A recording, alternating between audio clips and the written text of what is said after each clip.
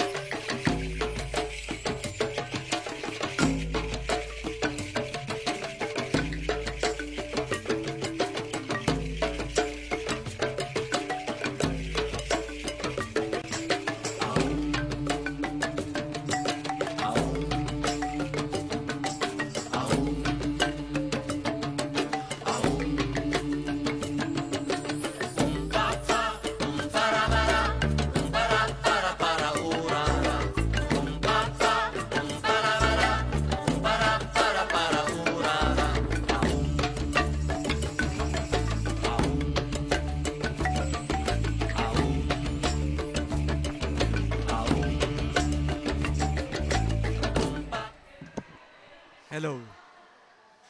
Hello, hello. Isang mapagpalang umaga po sa ating lahat. Maganda po ba umaga?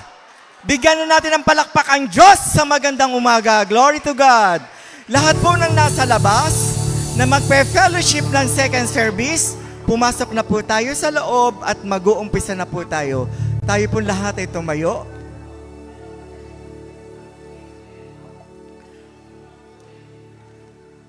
Panginoon, marami pong salamat sa umagang ito at binigyan niyo kami ng pagkakataon na kami ay makarating sa bulwagang ito to praise you and to worship you in spirit and in truth, Lord God.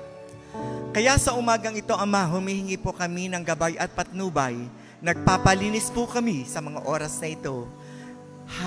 Habang ang bawat isa, Panginoon, ay nagsasabi sa inyong harapan ng mga pagkukulang at pagkakamali.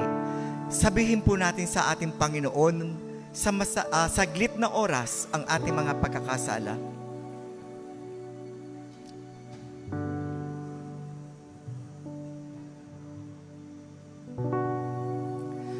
Panginoon, marami pong salamat sa aking mga kapatid na kung saan sila po ay naghayag ng kanilang pagkukulang at pagkakamali. Kaya salamat po kay Jesus na patuloy na nagbigay ng forgiveness. Kahit kami minsan ay unfaithful, si Jesus ay faithful pa rin sa amin. Kaya sa umagang ito, Panginoon, naririto kami upang buksan ang aming puso, ang aming kaisipan, ang damdamin sa pakikinig ng iyong mga salita. Hayaan mo, Panginoon, na mamuhay ka sa aming buhay. Hayaan niyo po, Panginoon, na kayo po ang manguna sa bawat isa sa amin. Hayaan niyo, Panginoon, na ang bawat isa, Panginoon, ay patuloy na magkaroon po ng initiative at eagerness to serve you and to worship you. Kaya sa oras na ito, Panginoon, itinatagubilin ko po sa iyo ang second fellowship na ito. Kayo po ang manguna at kumilos sa gitnang ito. Hayaan mo, Panginoon, na ang mga kakanta at ang mga instrumentalist ang aming pong bulwagan ay bigyan mo ng anointing, Lord God. At ang mga aawit, Lord, bigyan mo sila ng angelic voice, Lord God. Kaya sa umagang ito, Panginoon, itinatagubilin ko po sa inyo ang lahat ng magaganap. Let your spirit move upon this place in Jesus' name. Amen! Hallelujah! Awit 145, 3 and 5, sabi po sa 145, Great is the Lord and most worthy of praise. His greatness no one can fathom. One generation commends your work to another. They tell of your mighty acts. They speak of the glorious splendor of your majesty, and I will meditate on your wonderful works. Purihin ang pagkakabasa. Pupurihin ka namin at dadakilain, Panginoon, for you are great in power, great in glory. Kaya ngayon, papalakpak kami at kakanta sa inyong presensya.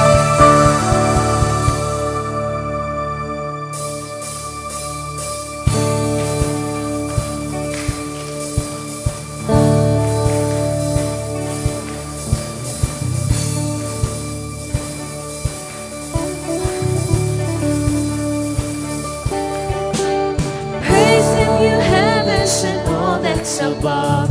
Praise him, you angels in heavenly hosts. Let the whole earth praise him. Praise him, the sun, moon, and bright shining stars. Praise him, you heavens and waters and skies.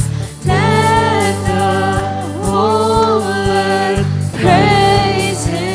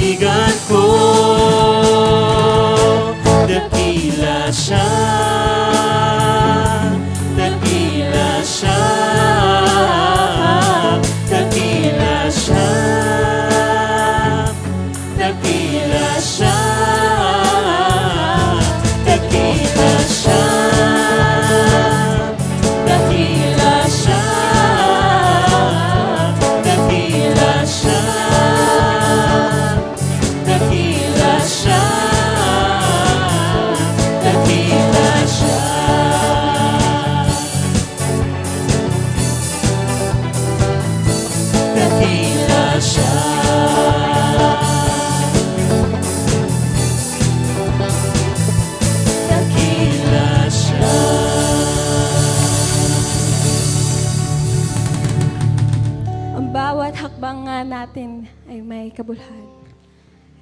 Kayo, Panginoon, ay aming ninanais sa araw-araw. Because no one could take your place. For you are the greatest of all greats.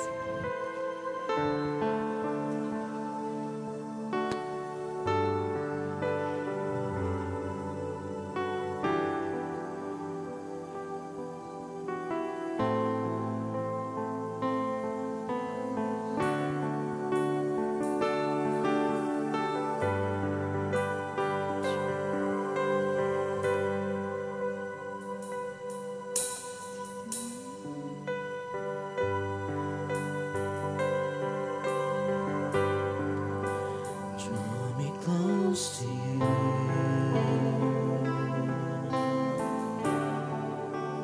Never let me go. Lay it all down again. To hear you say that I'm your friend. You are my desire.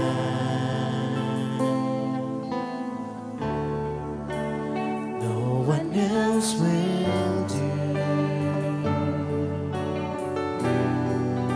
There's nothing else could take your place.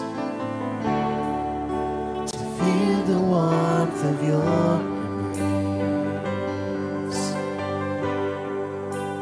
Help me find the way. Bring me back to you.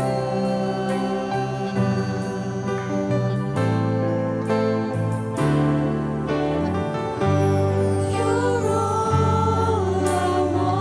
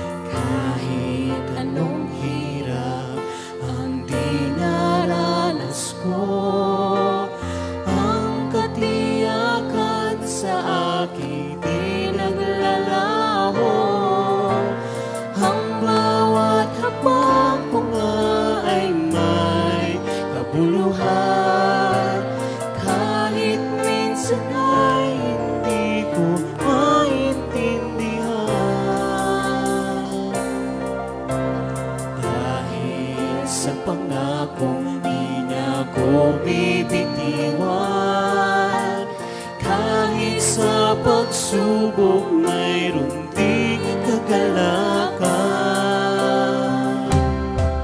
Si Kristo ay sapat sa akin, o si Kristo, siya'y sapat sa akin.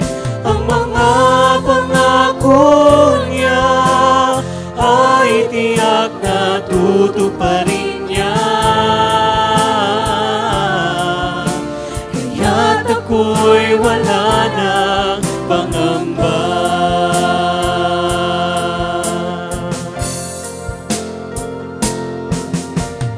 Ang daan tungo sa buhay na walang hanggan, tulad ng paglalakbay sa karagatan, pag-ihip ng hangin at buhos ng ulan. Ang pananampalataya'y dapat tibayan. Ang Diyos na tapat sa atin ang siyang nangako na hindi niya pababayaan tayo. Ang pangangailangan pupunan niya ng gusto, at ang bukal ng bigay ay aapaw lalo.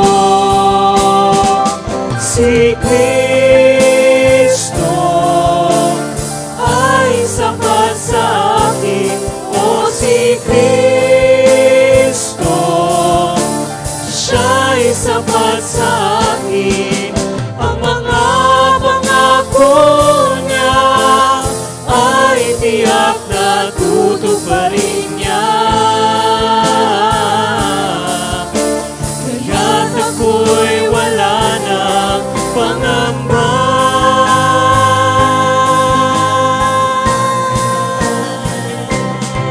Si Kristo ay sapat sa akin, o si Kristo, siya'y sapat sa akin. Ang mga pangako niya ay tiyak na tutuparin niya. Kaya't ako'y wala nang pangamba. Kaya't ako'y wala nang pangamba. Kaya't ako'y wala nang pangamba. Truly, your faithfulness follows us forever, Panginoon. And pinapasalamatan ka po namin sa bawat biyayang nahihatid niyo po sa amin. In Jesus' name we pray.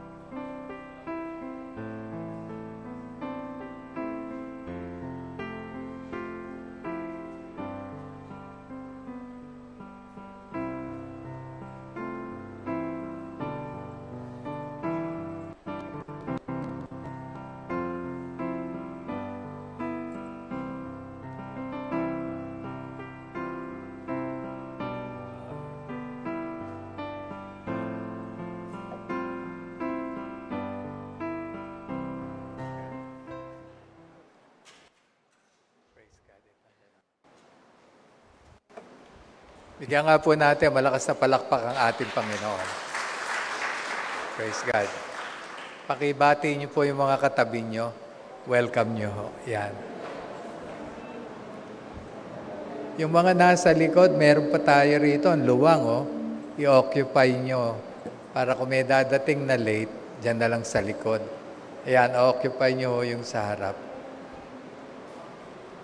Mga ushers natin, paki-guide sila. Okay, sige.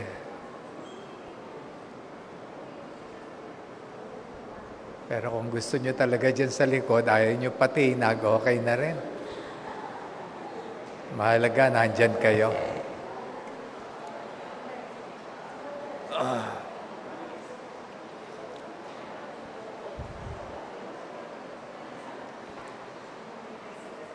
Pakisabi nyo nga ho sa katabi nyo, gaano kahalaga sa iyo ang Bible?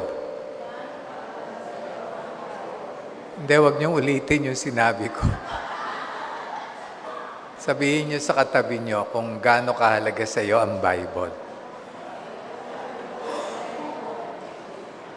Okay. Yung nagsabi sa iyo kung gaano kahalaga sa kanya yung Bible, tanungin mo, may Bible ka ba? May Bible ka.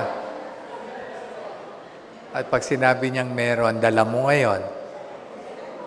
Nasa bahay niyo ba? Baka wala rin sa bahay niyo. Alam, maraming tao nagsasabi, mahalaga ang Bible, pero wala silang sariling Bible. Meron siyang sariling sapatos. By the way, salamat. Pagdating ko, meron akong gift to na inabot sa akin. Pastor, shoes. So, isinuot ko kaagad ito. Kaya, salamat sa Panginoon. Mahalaga sa atin, sapatos, damit. Pag natutulog kayo, mahalaga ba sa inyo yung may kumot kayong sarili? O nakikikumot na lang kayo? Unan, mahalaga. Meron kayong kumot, meron kayong unan. Pero bakit ang daming Kristiyano walang Bible? Ang dami. Ang daming Kristiyano walang Bible. Sa akin, yun po ay pagpapatunay, hindi sa kanya ganong kahalaga ang Bible. Alam nyo, yung lahat ng Kristiyano na tumibay sa pananampalataya, tumibay dahil sa salita ng Diyos. Without the Word of God, never, not in any way, will we grow in faith. No. No way. Kaya maraming Kristiyano, bansot. Yung iba nga, bonjing. Ang tanda ng Kristiyano, hindi pa nakaka-bless. Bakit? Kasi yung Word of God, hindi ganun pinahahalagahan. Si King David, sa kamangha-mangha yung sabi niya, sa Psalms 19 verse 10, sabi niya, sa Psalms chapter 19 verse 10 and following, sabi niya, the Word of God is sweeter than honey and honeycomb, more precious than silver and gold. Pinakamahal na bakal ang ginto at ang silver. Pero sabi ni King David, the Word of God is sweeter. Sabi niya sa Psalms 19 verse 10, sweeter than honey. Pag pupunta kayo sa Baguio, magandang dumaan sa sa Good Shepherd. Ang sarap ng honey ron at saka yung tawag dito, ube. Meron doon nagpunta, ang testimony niya, ganito, missionary. Dahil mahilig siya sa honey, bumili siya ng isang bote. Umupo siya, tinikman niya, nasarapan. Kagaganon, naubos niya yung isang bote in one sitting. Pagkatapos, tinaktak niyang ganon sa kamay niya. Alam niyo yung natira doon sa kamay niya, nilik niya. Dinilaan niya yung kamay niya. Sa sarap daw ng honey. Pagkatapos nun, may Bible siya, dahil hindi pa naman siya nagmamadali, binuksan niya, binasa niya ang Book of Psalms, chapter 1. And then after reading, nagbigay siya ng conclusion. Ganito rin sabi niya, sabi ni King David, the Word of God is, honey is sweeter, but the Word of God is sweeter than the honey, and much precious than silver and gold. Sana halimbawa dito, biglang may nagbukas nung sliding door at sumigaw. Magpapaagaw ako ng ginto.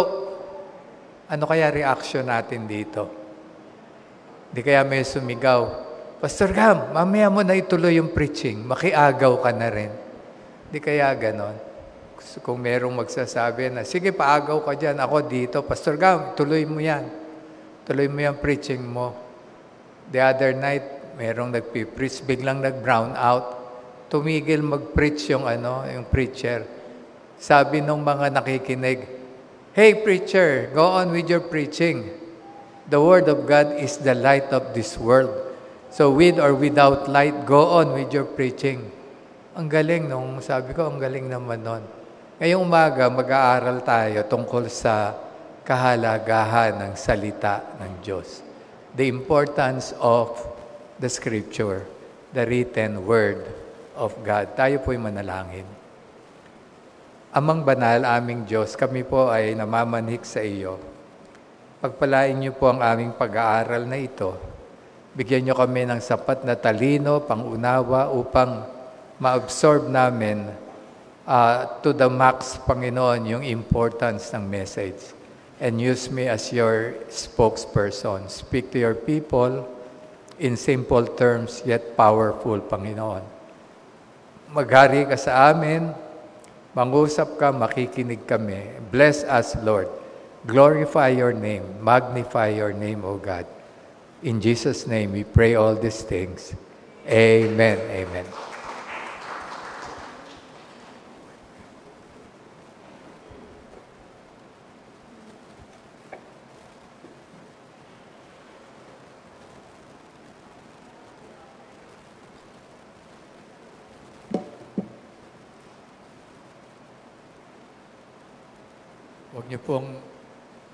Huwag niyo pong masyadong titigan yung sapatos ko.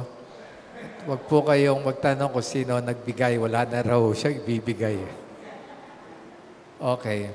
Sa 2 Timothy chapter 3, verse 16 and 17, ating text, 2 Timothy 3, 16 to 17. Basahin po nating lahat sabay-sabay.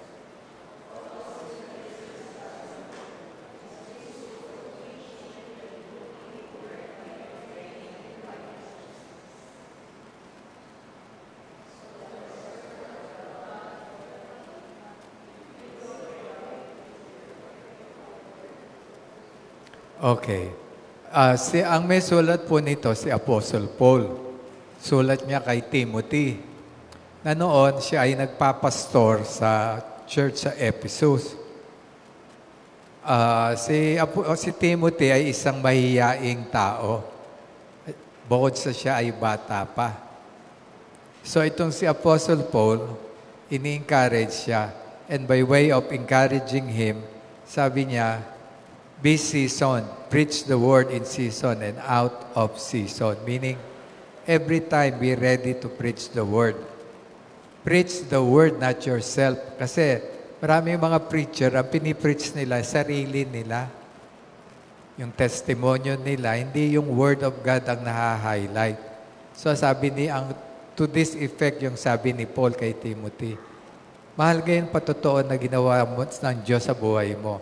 Pero more important is the Word of God. Naku, lalo ngayon, ang dami-daming mga nagtuturo kung ano-ano yung tinuturo. Nalilito tayo minsan eh. Yung paraan ng pag-worship, no? Kung ano-ano yung tinuturo, yung iba nagsisiraan pa. Nagsisiraan. At yung iba ginagamit ang Word of God, pagdidebate. Ang proper use of God, Word of God, dito sabi sa ating text, all Scripture is inspired. Tignan mo ang Word of God as inspired. Sa Greek ho, ang ginamit dun sa word na inspired, theopneustos. Again, theopneustos, meaning God's breath, hiningahan ng Diyos. Mga kapatid, sa Bible, mayroong dalawang bagay lang na hiningahan ng Diyos. Dalawa lang sa pagkaalam ko. Ang una o ang isa, tao. Nung nilikha ng Diyos ang tao, pinorma niya sa putik o sa alabok. At nung nakaporma na, hiningahan niya sa nostrils. And having said that, ang kasunod na statement sa creation ito, and man became a living soul.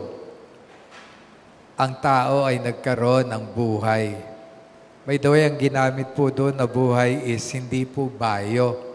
Sue ang ginamit sa Hebrew. Sue. Buhay, alam niyo ko po kung bakit. Kasi special yung life. Special kasi merong divine component, which is yung hininga ng Diyos, nagbigay buhay sa tao. Kaya buhay ang tao. Yun ang kaibahan ng tao sa hayop. Ang mga hayop walang hininga ng Diyos. Tao lang ang may hininga ng Diyos. May kaluluwa. Kaya pag sinabing, wala ka namang kaluluwa, alam niyo sinasabi ng tao na yon, animal ka, hayop ka. Pero kung tao ka, meron kang kaluluwa, merong divine portion sa iyo. So yung katabi mo, pakitignan mo yung katabi mo, merong divine component yan. Merong bahagi dyan ng Diyos, kaya huwag mo siyang lalait-laitin. Hirap sa ibang tao kung manglait, wagas eh. Wagas. Kung nakakamatay ang panlalait, ang dami mo na sigurong napatay. No? Kasi kung manlait ka eh. Well, anyway, again, Scripture is one, and then that man is one or humanity is one. Second is the written Word of God. Ang salin sa ibang salin, Scripture. Scripture. Dahil hiningahan ng Diyos ang Scripture, may buhay ang Bible. Napansin niyo ba na ang Bible ay nakapagbabago ng isip ng tao? Yung perspective mo kayang baguhin ng Word of God. Marahil alam mo ang theory of relativity ni Einstein, pati yung pag-formulate ng formula, yung pag-ano ng formula ni Einstein. Marahil knowledgeable ka sa thermodynamics, sa physics, pero yung mga pinag-aralan mo bang yan, nabago buhay mo? Marahil yung iba nagsasabi, oo, nabago buhay ko, naging edukado ako, at yumabang ako. Yumabang, yung bang education niya, pinagmamalaki na niya. No? Yung bang alam nyo ang logarithmic function, hanggang ngayon, yung sine, cosine, yung mga tangent, cotangent na yan. Ako dati alam ko, pero ngayon wala na, kinalawang na. Pero kahit alam ko, hindi pa rin ito nabago ang buhay ko. Again, ang tatay ko, naniniwala sa edukasyon. Kaya sinikap nilang pag-aralin ako. Sa awa naman ng Diyos, kahit pa paano may natapos. Pero mga kapatid, uulit-ulitin ko to. Ang edukasyon mahalaga. Pero hindi edukasyon ang nagpapabago sa buhay ng tao. Nagpapabuti o nagpapasama, no way. Importante yan, pagtatrabaho. Young people, mag-aral kayo na mag-aral. Kailangan nyong makatapos ng edukasyon nyo. Ang hirap maghanap ng trabaho. Pwera na lang kung magbi-business kang sarili at may kapital ka, ang business mo, vulcanizing, bumili ka na lang ng mga pantapal ng gulong. Yun na lang. Pero pagtapal pa rin, pinag-aaralan eh.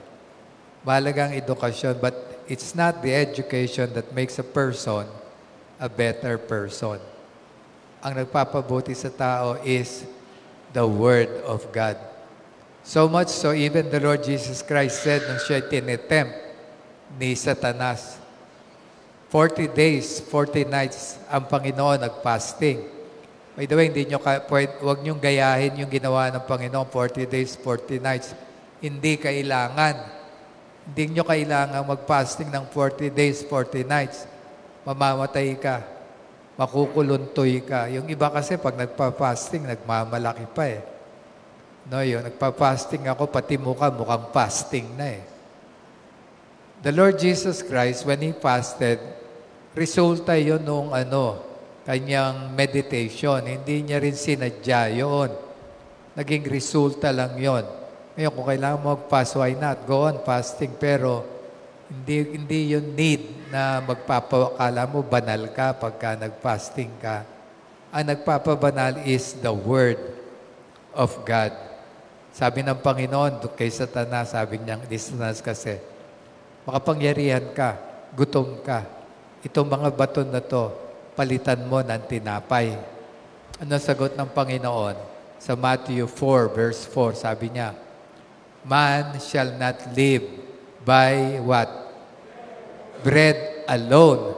Kasi sa Middle East, kung saan din nasulat ang scripture sa Greek at sa Hebrew, ang kinakain ng tao, tinapay. Kung sa Pilipinas, sinabi yun ng Panginoon, sasabihin ng Panginoon, man does not live by what? Rice alone. Or fish, rice and fish alone. No. Pero ang point niya, hindi lang sa pagkain nabubuhay ang tao. Maraming tao ang tingin, pagka kumain ka, sagana ka sa pagkain, mabubuhay ka na.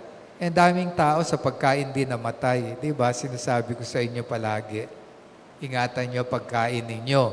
Huwag kayong kain ng mga spiritual food.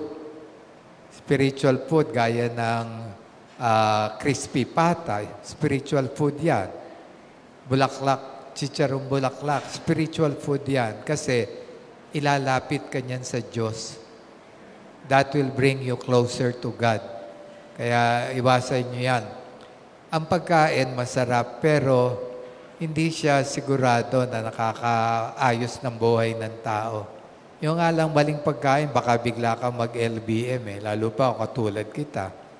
Tubig lang, pag nakainom ako ng maling tubig, maya-maya LBM na ako So hindi common pagkain, okay na. Yun ang sabi ng Panginoon, man does not live by bread alone. Pero ang kasunod, mas importante, but by the word of God that comes out from His mouth. Ngayon, ang word of God, mga kapatid, is the Scripture. The Scripture. At uulit-ulitin ko sa day by day, ayan, narito yung ating pastor sa sa Dasmariñas, sa Binyan at sa inyong lahat.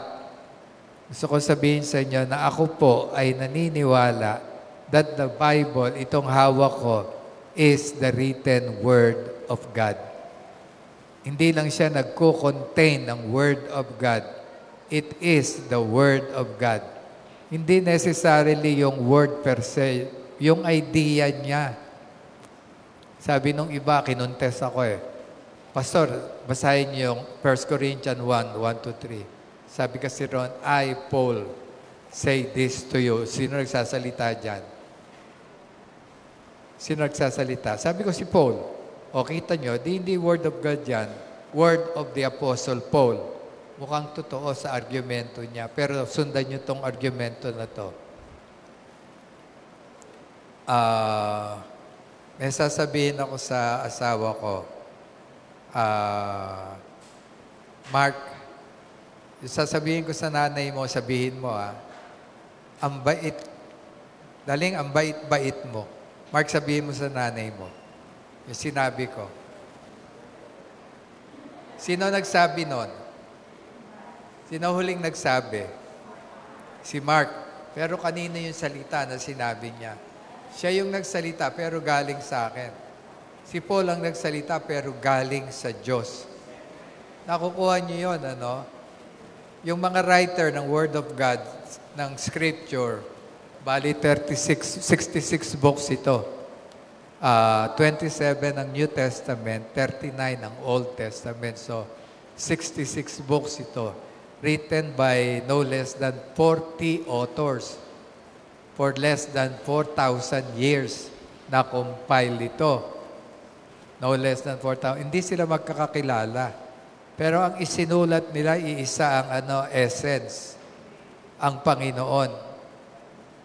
Actually, miracle yon. Pag hinawakan niyo ang Bible, may hawak kayong miracle.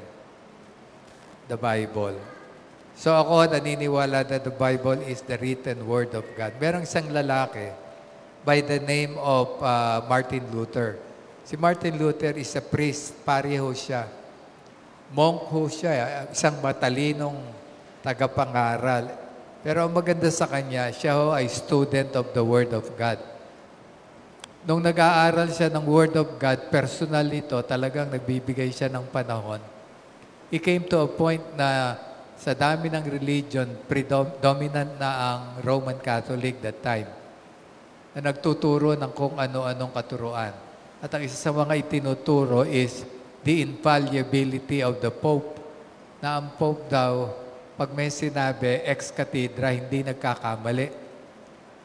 At wala siyang pagkakamaling magagawa. Kaya pag sinabi ng Pope, gagawin ng lahat. No questions asked. Ni-rebat yun ni Martin Luther, sabi niya, sa 95 theses na ipinost niya sa mga pintuan ng mga churches, by the way, hindi lang na Catholic sa Germany, hindi lang.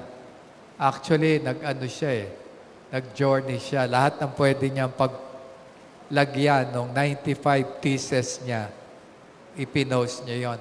Alam niyo ang number 1 thesis ni Martin Luther kung ano? Sola Scriptura. Pakisabi niyo.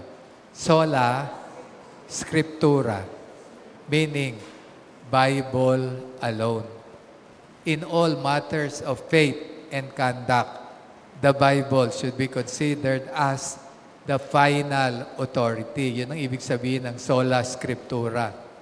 Sa lahat ng paniniwalaan, sa lahat ng ipamumuhay at ituturo, Bible ang final authority.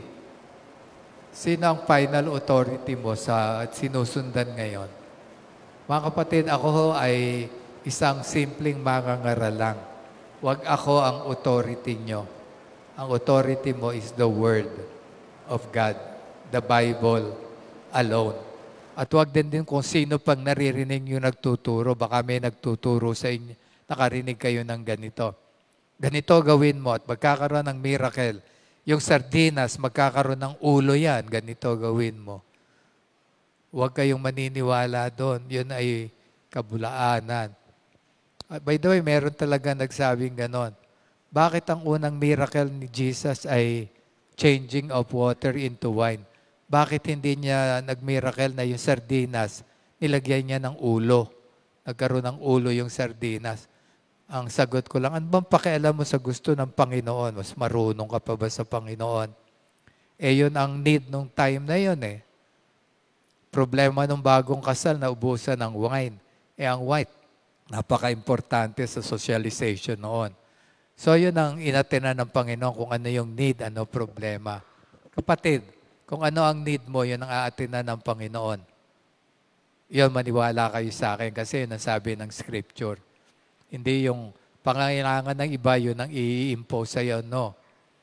So, sola Scriptura. Napakalaga. Ngayon sa ating text, tignan nyo, ano yung importansya ng Scripture ayon kay Apostle Paul, the Word of God. Sabi niya, all Scripture is inspired. Yun po yung theopneustos na sinasabi ko kanina. Ito po ay hininga ng Diyos. So ang salita, inspired, habang binabasa mo kapatid, makikita mo, something is happening sa isip mo, sa kalooban mo, nagkakaroon ng transformation. Ang Word of God ay pwede kang baguhin, bigyan ng tamang perspective sa buhay. Hindi komot kumain ka okay na buhay mo. Sabi ng Panginoon, ang Word of God, bibigyan ng sustenance niya ng buhay mo, yung moral condition mo, yung karakter mo. Ang tinapay, hindi. Pagkaubos niya, wala na. Gutom ka na naman. So yon, all Scripture is inspired. So pakiramdaman nyo sarili nyo. Pagka binabasa nyo at ikaw ay naniniwala na inspired dito, tapos mong magbasa, hindi lang information ang magbibigay sa iyo. Ang magbibigay sa iyo, bagong pag-iisip, transformation of the mind, and even your character. Alam niyo mga magulang, yung mga anak natin na may mga maladaptive behavior, sabi ng mga child psychologist, pwede silang mabago kung sila ay naiimplantan, natataniman ng Word of God. So pag kinausap nyo yung anak nyo at nagturo kayo, hindi man kailangan yung by verse eh. Sasabihin nyo, anak, sabi sa John 3 verse 4. Anak, sabi sa Ephesians chapter 2 verse 2. Huwag naman ganon, para ka namang, baka hingang ka ng anak mo ng ano. Nay, saan ba nakalagay sa Bible yung ang ulam natin ngayon, pritong bangus? Baka hanapan ka ng ganyan. Prinsipyo ang itinuturo. The essence. Nay, may nanliligaw sa akin, 3.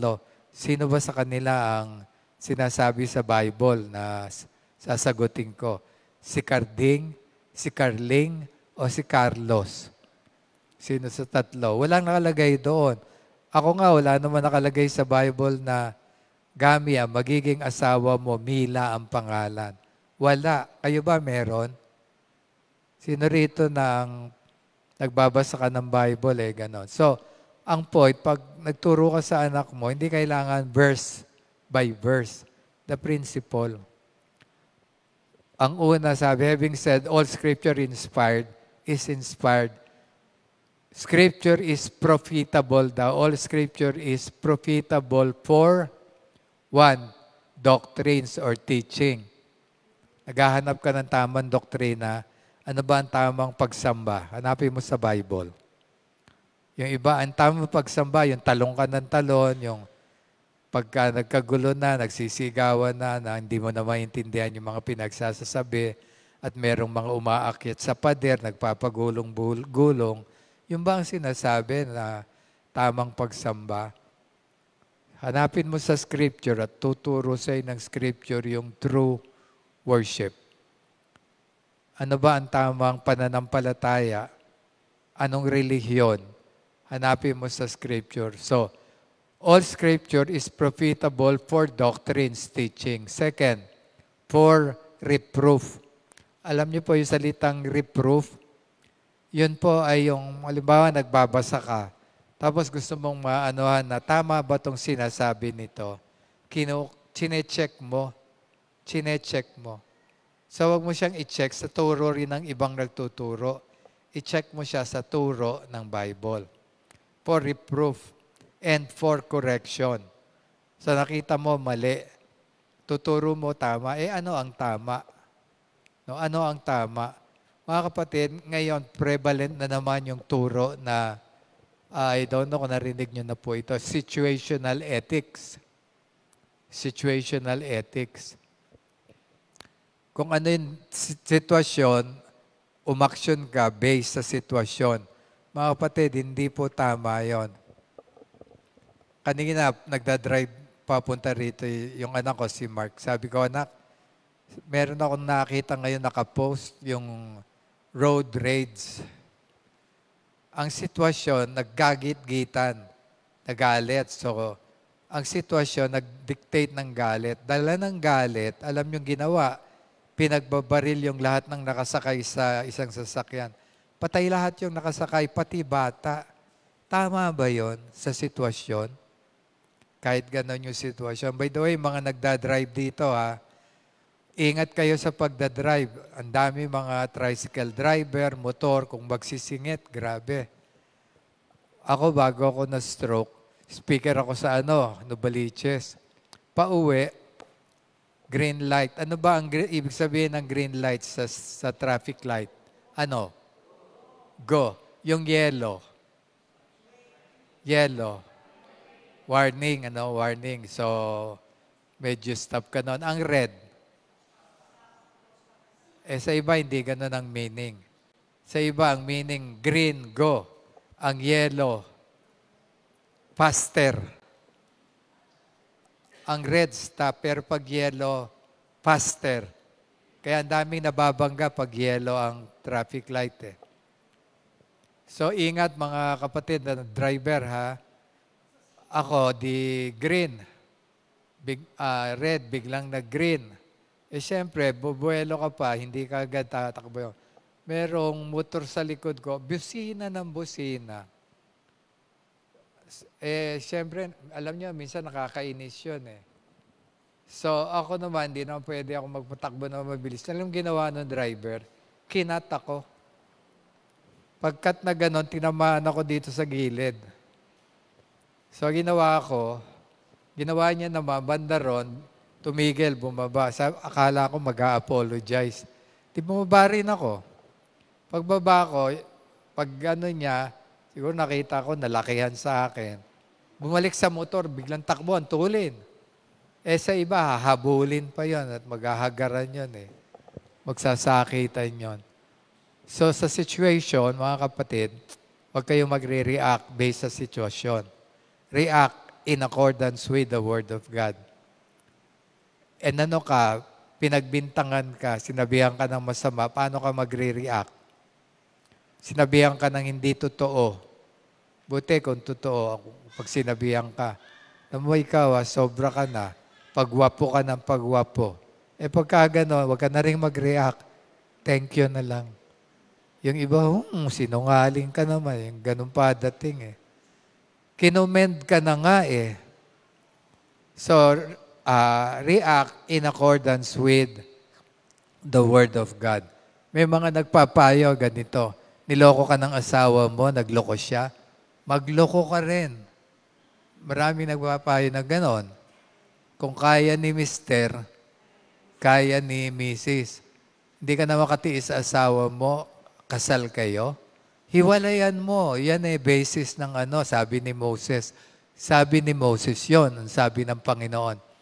Hindi sabi ni Moses, susunod na kayo. Kasi ang sabi ng Diyos, ng Word of God, what God has joined together, let no man separate. Yung mga mag-asawa nandito ngayon, tignan mo asawa mo. O yan. Hindi ka pa ba sawa dyan? Kahit sawa ka na, hanggang mamatay, kasama kayo. Magsasama kayo. At walang problema sa buhay ng mag-asawa na hindi masosolve basta kasama ang Diyos. Pero wag na kayo maghintay pa ng problema. Wag na. Live in accordance with the Word of God. That is sola scriptura. Profitable for teaching, for correction. Can you imagine, yung mga Hudyo talaga inilalaban nila kay Jesus. Sabi, si Moses pumapayag. Maghiwalay ang mag-asawa. Sabi ng oy kayo, si Moses, magkanyak kayo nila Moses. Ang sabi ng Diyos, pansin niyo yon. The Word of God from the beginning tells us that no man shall separate, man and woman shall not separate, not until death. Kaya merong till death do us part. Huwag nyo namang ipanalangin ng asawa nyo na sana kunin ka na. Kasi till death do us part eh. So, live and act and react in accordance with the Word of God. Beneficial for teaching, that is doctrine, for reproof, for correcting. And yung verse 17, ang ganda. Paki-flash ulit yung verse 17. 2 Timothy 3 verse 17. Pakibasa po ulit. Go.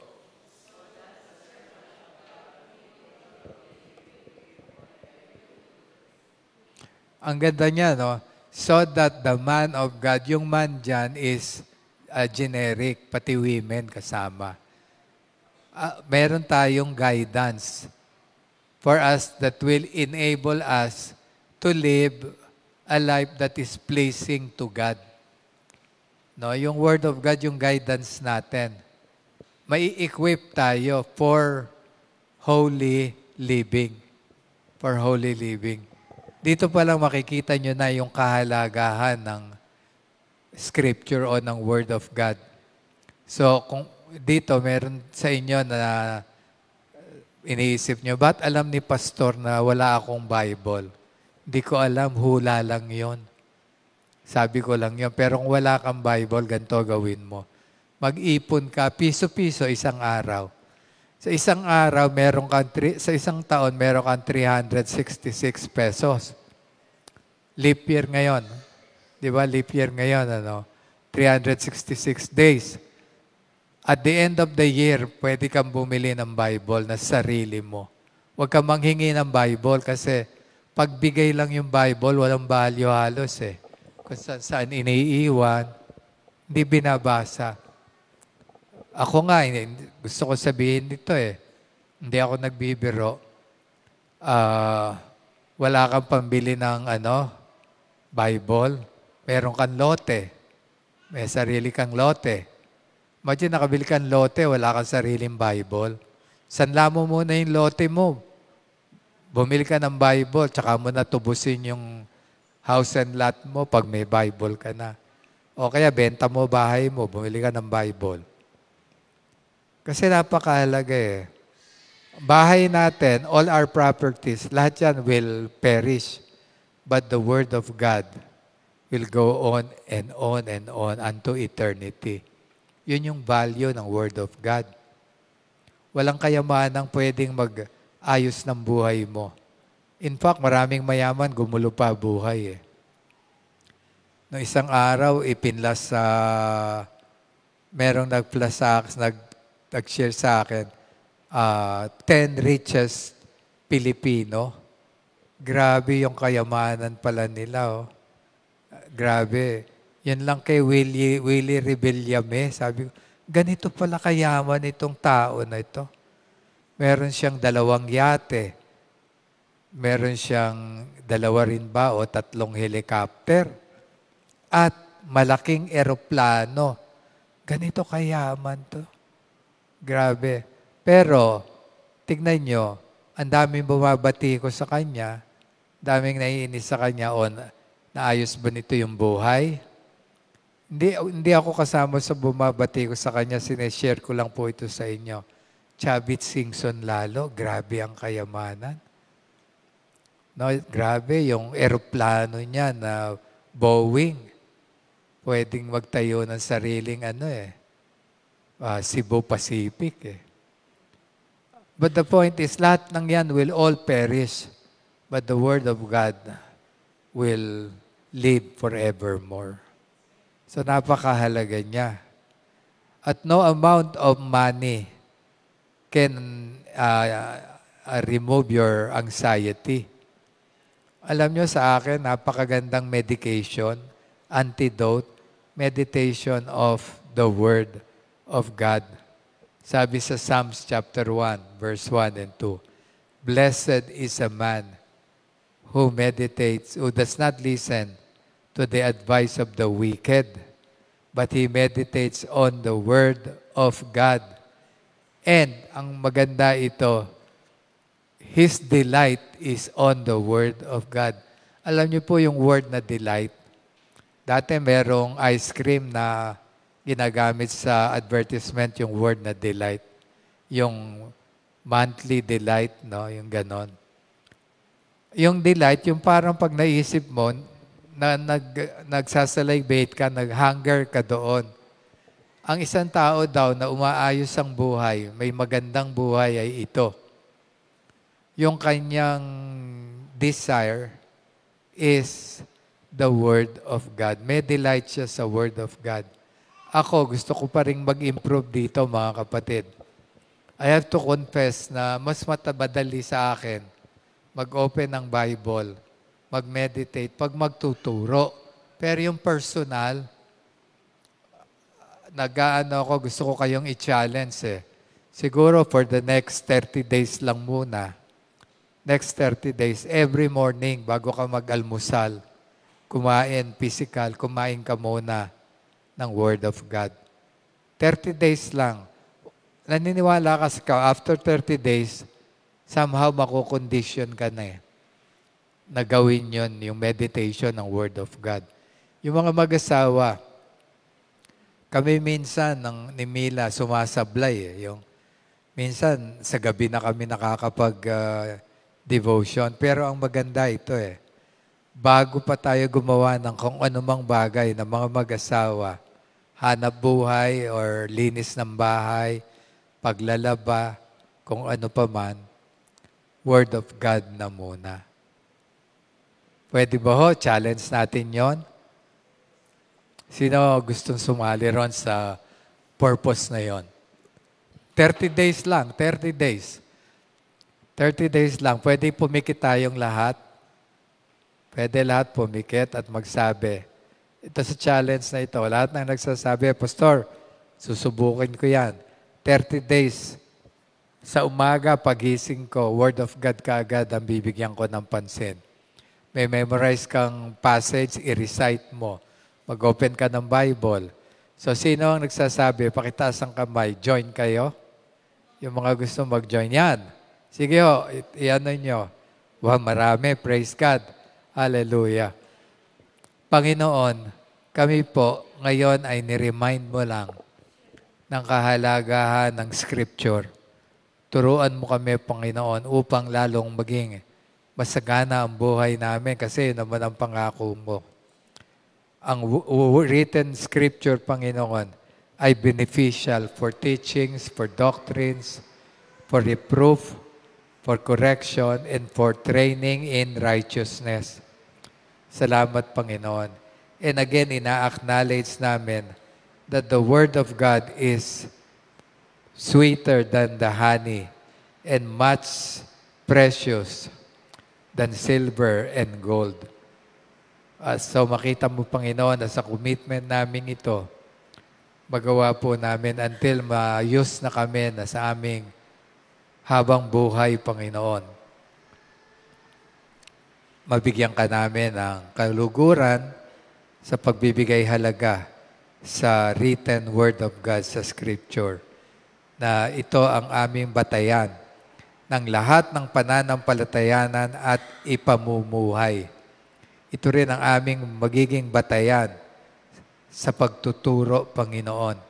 Hindi sa turo ng kung sino man, kundi turo mo based on your written Word. At nawa, Panginoon, ang paalalang ito, ang mensaheng ito, maging malalim ang impresyon sa buhay, isip at kalooban ng bawat isa. Ito po ang aming panalangin in Jesus' mighty name. Amen. Amen. Again, mga kapatid, gusto ko lang ulitin bago ako bumaba that the Word of God is very important. Very important. It is sweeter than the sweetest sweets in the world. It is more precious than gold, more precious than silver. God bless, mga kapatid.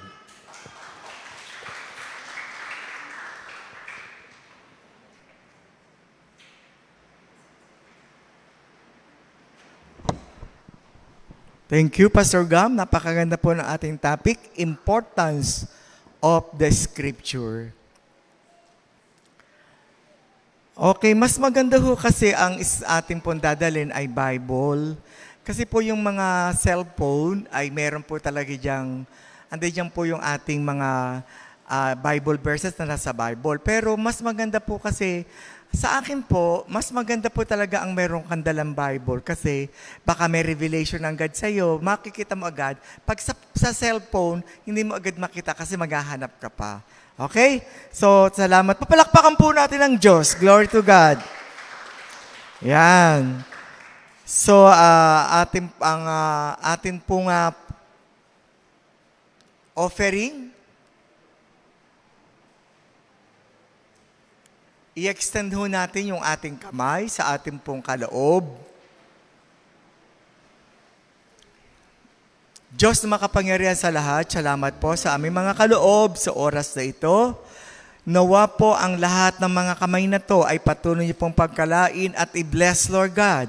At hindi lang po sa mga oras na ito, kundi pa po sa mga bagay at sa mga pagkakataong kami dumadalo, lagi mo kaming pagpapalain, Panginoon. Patuloy pong pagpalain ang bawat isa sa pangalan ni Jesus. Amen. Tayo po magbigay.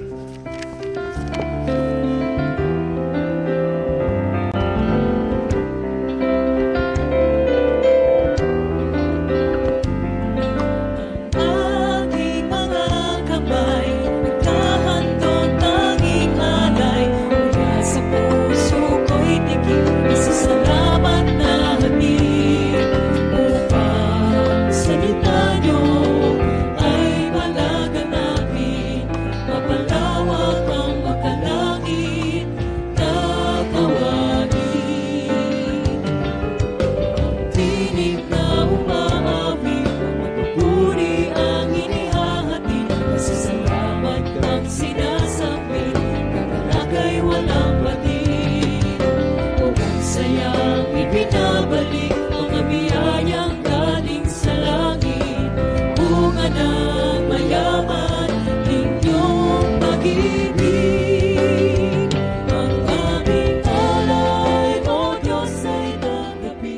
announcement po. Every Wednesday, meron po tayong Everybody's Worship. 7:30 po ang start. At sa mga gustong magbukas po ng sambahay, maaari makapag-ugnayan po kayo kay Pastor Ronnie. At sa mga hindi pa po nakakasali sa Day by Day Friends Facebook group, please coordinate sa media for the assistance. Okay, Men's Fellowship po, mamaya wag po kayong umuwi. Meron po tayong Men's Fellowship. Pagkatapos po maya-maya, magkakaroon po tayo ng Men's Fellowship. So meron po tayong DVBS. Pakinggan po natin yung video sa ating pong DVBS.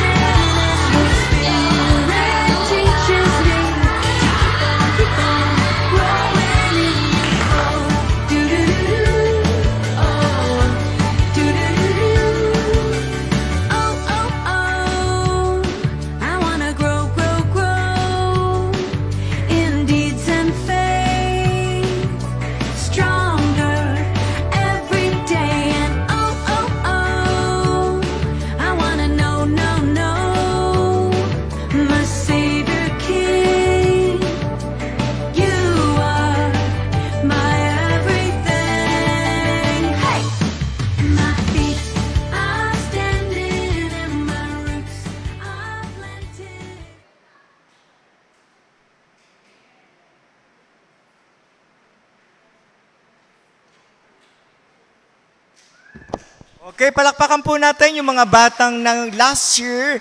Yung po ay noong pa pong 1 taon. So yung po mga batang yon na nakita po natin ngayon po, sa mga po sumasayaw na dito po sa atin. Okay? I-acknowledge muna po natin si Brother June Adrian Magno from Canada. Asan po sila? Palakpakan po natin. Asan po? Nasa labas. Baka po nasa labas ba? Okay. So, announcement po. Anniversary po natin ay sa June 23 sa Astrodome. Diyan po sa Pasita. Ini-encourage ko po kayo. Ang start po ng ating pong fellowship ay 9. Kaya magdala po kayo ng inyong mga jacket kasi po magtatagal po tayo doon hanggang mga 2 or 3 kasi meron po tayong mga program. Maginaw po sa Astrodome. Kaya ini-encourage ko po kayo, magdala po kayo ng mga balabali nyo, lang mga babae. So meron po tayong t-shirt.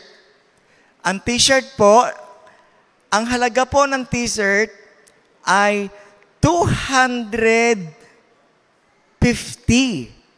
ang XL. At ang small ay 220. 20 ba to? Kasi pinababae, 220. So yun po. Andiyan po si Sister Casey sa gate. Ayun po sa may pagpasok po ninyo, andiyan po yung mga t-shirt. At magsabi na po kayo kung ano po ang size ng inyong mga t-shirt na bibilhin. Ayan. So meron po tayong contribution. Makinig po tayo, Hindi po kasi kakayanin ng church na tayo po ay makater pong lahat. Pero ini-encourage ko po kayo na kung tayo naman po ay mayroong budget para po sa ating pagsama-sama sa ating anniversary, mayroong punto pong individual na bayad po na 250.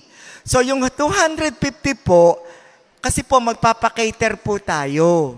No? Hindi naman po tayo magpapaluto dito. Kaya po magpapakater. Kaya ang bawat isa po ay 250. Kung kayo po ay mag-asawa, at least 500. Kung apat kayo, 1K. At yung bata ay magkakaroon din po ng fee na 100. I think ang kakainin po nila ay Jollibee. Tama ba, Ate May? O order po ang day by day ng Jollibee para po sa mga bata. Kasi po, magkakaroon po tayo ng stab. Tama ba, may stab tayo. So kung kayo po ay pipila na may stab, dahil yung anak nyong dalawang sinama ay hindi nyo nabigyan ng contribution, syempre po, hindi po sila makakakuha ng pagkain kasi per stab po tayo. Tama ba, Ate May? So, kailangan po, kung ang pera nyo po ay pang mag-asawa, yung pong anak nyo ay hindi nyo mabibigyan ng 200, sabihin nyo lang po kay Ate May. Ate May, tama ba? Sasabihin sa'yo, Ate May, paano ba yan? Nagbayad na kami ng 500 mag-asawa. Ang pera ko lang ay 100. 2 yung anak ko. O, bahala po si Ate May yung magsabi. O, tama ba, Ate May? O, palakpakan po natin sa Ate May. Oo ng oo. So, meaning, kayang-kaya. Glory to God. So, yung po, at makipag-coordinate din po kayo kung kayo po ay wala, makipag-coordinate din po kayo kay pastor. Sabi po ni Brother Bing kanina, kung talaga daw pong walang-wala kayo, kausapin niyo daw po siya. Kausapin niyo lang. At magsabi. Glory to God. Sige po. At yung po, ang ating pong t-shirt ay nasa labas na. Ayan na po, may print na po dyan. Pipili na lang po kayo kung anong size. Ang last bigayan po natin ng contribution ay next Sunday sa ating Father's Day. Tama ating next week po ay yun na po ang huling-huli po nating pagbibigay ng contribution. So, yun lang po at marami pong salamat. Palapak. Okay, mag-groupings po tayo mamaya ba o next week na? So, kung gusto niyo pong magbayad na ngayon, kasi po may mga area coordinator. Kasi yung mga area coordinator, wala eh. So kung sino na lang po ang gustong magbayad, sabihin niyo po kay Ate May, ako po ay tiga Pasita, ito po ang aking 250. Ako po ay tiga Santa Rosa, ito po yung aking pera. Ako po ay tiga Muntinlupa, ito po. Bahala na po kami sa mga taga Cuyab, San Roque, Landayan, San Antonio. Lahat po ng Landayan, San Roque, Cuyab, Santo Niño, San Antonio. Ang San Antonio po ay malaking lugar. Kung kayo po ay nasa subdivision ng San Antonio, magbabayad po kayo kahit sino po yung kakilala nyo. Bukas po kasi, andin dyan na po si asawa ni Brother Joey, sa Sister Milet. So tayo po lahat ay tumayo for the closing prayer. Pastor, tayo na po. Huwag pong uuwi ang men's. Meron po tayong men's fellowship. Okay, kanina ay, huwag naman yung mag-approach kayo sa pastor ninyo. Pastor, inutusan po ako ng Lord, wala akong pambayad. Huwag naman ganon. Kung magiging hindrance po yung 250 natin, mga kapatid, ulitin namin, pwede ko yung lumapit sa akin at sa mga elders po. Pwede po natin gawa ng paraan yan. Kung yun po ay magiging hindrance sa mga wala po talagang pambayad, willing po kami magtumulong talaga. Kaya po, yung ating gagawin, anniversary 38 year, may mga naka-designated po tayo na kukolekta po sa contribution natin na yan. Even yung mga bata po. Amen po. Tayo pong lahat ay yumuko at pumikit sa presensya ng Panginoon. Loobin mo, buhay ko'y maging banal mong tahanan, luklukan ng iyong wagas na pagsinta. Daluyan ng lang hanggang mga papurit pagsamba. Maghari ka, O Diyos, ngayon at kailanman. Ama naming Diyos na dakila sa aming buhay, maraming salamat po. At nawa ang mensahe ay magdulot sa amin ng iba yung kaalaman, iba yung paglago sa aming espiritualidad. Hayaan namin na ang Banal na Espiritu tulong ng pagkaaliw, pakikipisan sa aming mga buhay. Maganap po yung layunin ninyo, yung divine purpose ninyo sa bawat isa. At salamat dahil meron po kaming Biblia na pwede po naming pagbasihan, pagbatayan, tungtungan, tayuan, at higit sa lahat, ma-renewed kami sa aming mga buhay, sa aming isipan, in a way na in Jesus' Panginoon ay makita sa amin. Purihin ka dahil kayo ang Diyos na naitanghal sa oras na ito. At ang mensahe ay magdulot sa amin pa ng iba yung kalakasang pisikal, mentalidad, emotional at ang aming espiritu. Mula sa bulwagang ito, akin pong itinatalaga ang aking mga kapatid sa pananampalataya, ang tunay na pag-ibig na ipinadama, ipinaranas sa aming Panginoong Kristo at sariling tagapagligtas, ang pag-ibig, kagalakan at kapayapaan. Humayo kayong muli mga kapatid sa Panginoon, bit-bit, dalhin natin ang kaaliwan, pagkikipisan ng banal na Espiritu, ang siyang mag-job sa ating lahat upang tayo mamuhay ayon sa kanyang kalooban. Ito po yung samot dalangin namin, punong-puno ng pag-asa. In Jesus' mighty name we pray. Amen.